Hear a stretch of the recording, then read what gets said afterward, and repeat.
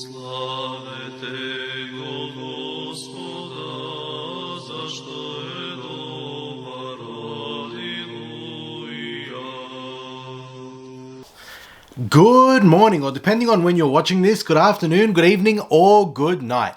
My name is Nick, the master prayer-knot artist behind Orthodox Handmade, and welcome to our 20th episode on YouTube, where we'll be discussing the biggest challenges facing Orthodox Christians in the United States of America today.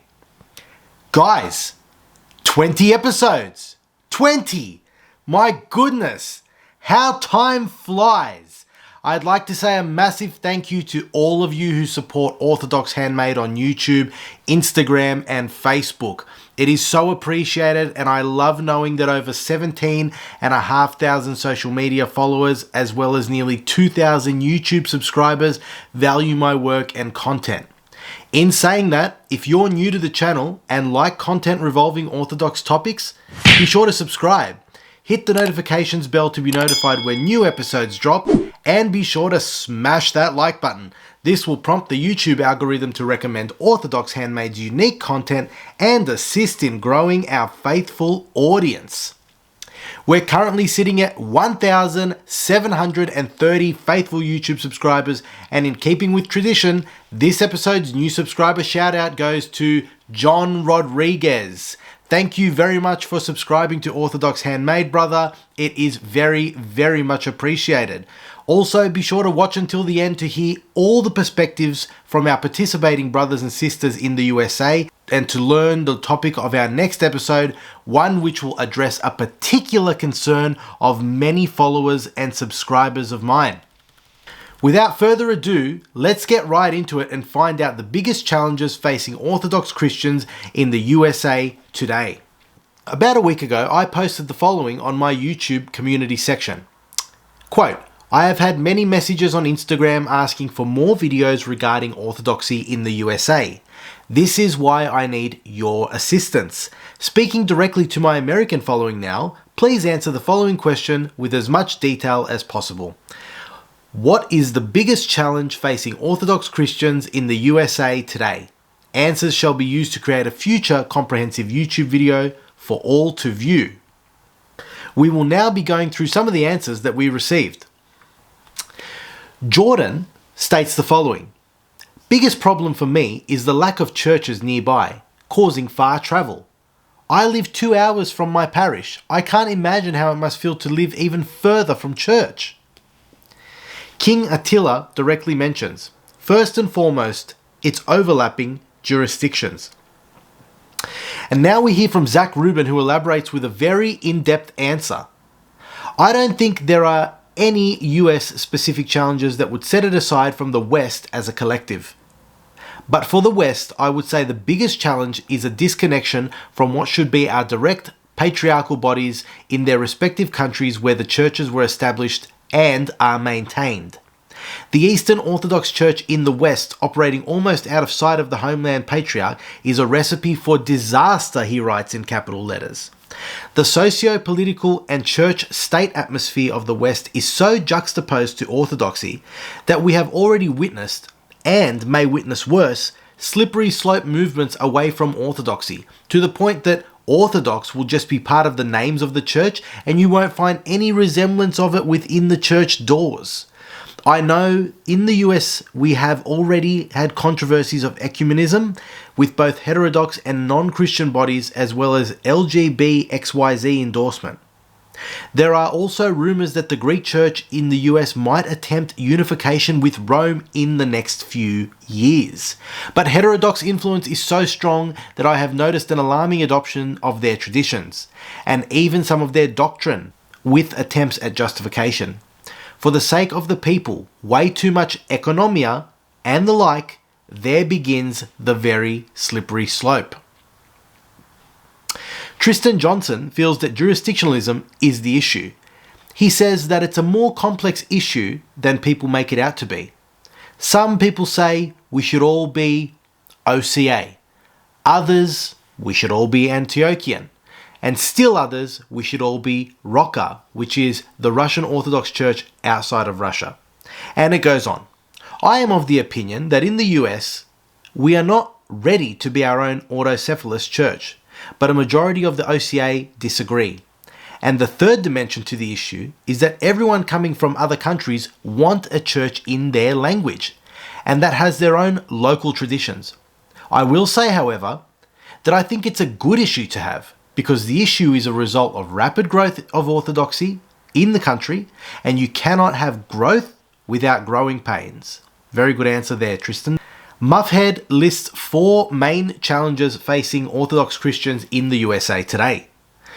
Number 1, not enough churches outside of the major cities where several jurisdictions are overlapping. Number 2, it's sometimes treated as an ethnic club that has lay people actively tell heritage Americans to leave and go to a Roman Catholic or Anglican church. Number 3, hostility to younger generations coming in from learning about orthodoxy on the internet. And number 4, there are no young women. Lots of great Orthodox men with good jobs and kind hearts literally don't have women available to pursue and marry. In similar point form fashion, Strigian 192 provides 2 main points. Number 1, challenge is this: no one even knows about it or what it is. And number 2, based on number 1, not enough churches, hard to access. Joseph Jude said that too many churches don't offer any liturgies during the week. It's hard to only have the church open on Sunday morning and practice the faith. In response to Joseph's comment, Beauty of the Struggle informed us of the following. Quote, I am a truck driver. I couldn't tell you how often I roll into a city and end my day kinda early, so I'll look up parishes in my area. And none of them are holding any services. The little missions and stuff out in rural areas, okay, I get it. But cathedrals have no excuse. JP then provided a very detailed response on his perspective. He says, the biggest challenge is unquestionably the corrosive culture we have been born and raised in. It's one thing to convert and be baptized, and quite another to live the Christian life in the godless, materialistic culture we have been raised in. Thus, the biggest challenge is we ourselves becoming worthy of being Christians and separating ourselves apart from the heterodox, in brackets, in the Christian sense. We can point to externals such as jurisdictions, etc., but ultimately, speaking from my own experience, it's living the Christian life in spite of our own spiritual poverty in a culture which values literally everything above Christ and His church. That has been the biggest challenge. As for the external challenges, I'd say it's the subtle spirit of a sort of liberalizing or Protestantizing of the faith.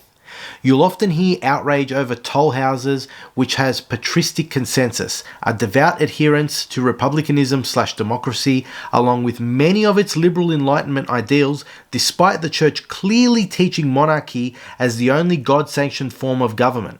A tendency towards ecumenism, particularly in regards to rebaptism of heterodox. Ladies wearing pants and no head coverings in church, and worst of all, a divorcing of the sacraments, namely the Eucharist, from the ascetical life. In fact, there can tend to be very little emphasis on the ascetical life at all.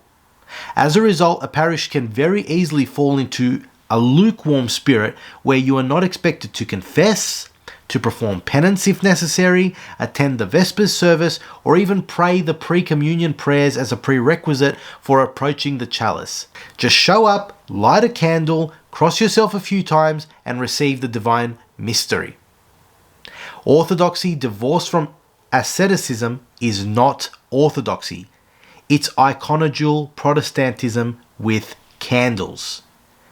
Very, very, very insightful answer there, JP. Thank you so much for your participation in our question this week. Well, there you have it, guys. I sincerely hope that you enjoyed this episode and learnt more about the biggest challenges facing Orthodox Christians in the USA today by listening to actual Orthodox Christians from the USA. I'd like to personally thank all of you who shared their perspectives, which helped make this episode raw and authentic. Let me know in the comments section below if you like these types of episodes where followers and subscribers' views are shared. I know I certainly find such perspectives interesting, and they inspire me to learn more and more about said topics. Also, if you believe there are challenges facing the Orthodox in the USA that weren't featured in this episode, please guys, share your thoughts in the comment section below. I love when little debates go on in there, as your input and contribution to the channel is always interesting, and I endeavour to read and respond to as many comments as possible. Please feel welcome to let me know what other topics you would like covered on this channel as well. Once again, if you like the content that I'm creating, be sure to subscribe, hit the notifications bell to give this video a thumbs up, and don't forget we're doing new subscriber shoutouts, so if you're a new subscriber, let me know in the comment section below by writing subscribed. Also remember to follow Orthodox Handmade on social media, where you can see all the custom tools for prayer and the all new crystal icons that I handmake for the faithful all around the world.